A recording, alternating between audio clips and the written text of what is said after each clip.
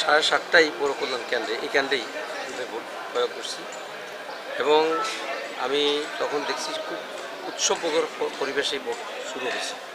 আমি পুরো শহরে কয়েকটা কেন্দ্রে গিয়েছি এবং সব কেন্দ্রে এখন পর্যন্ত সুন্দরভাবে সুষ্ঠুভাবে এই মুহূর্ত পর্যন্ত সুষ্ঠুভাবে নির্বাচন হচ্ছে। তবে কালকে রাতে এটা আতঙ্ক সৃষ্টি করছে। আমাদের সুবর্ণচর মোহাম্মদপুরে আমাদের একজন ভাইয়ের বাড়িতে আক্রমণ হয়েছে।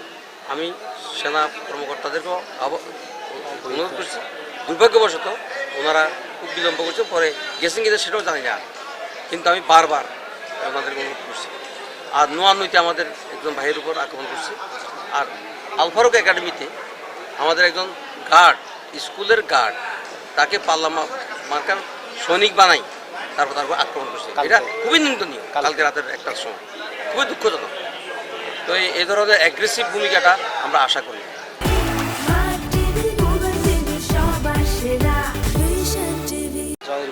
জয়ের ব্যাপারে আলহামদুলিল্লাহ আমরা শতভাগ সুনিশ্চিত ইনশাআল্লাহ। যদি এইভাবে নীরবে ভোট হয়, এটা নিরবিপ্লব হয়ে যাবে এখানে আশা করছি। সার্বিক কিছু বলবেন আপনি? বলেন।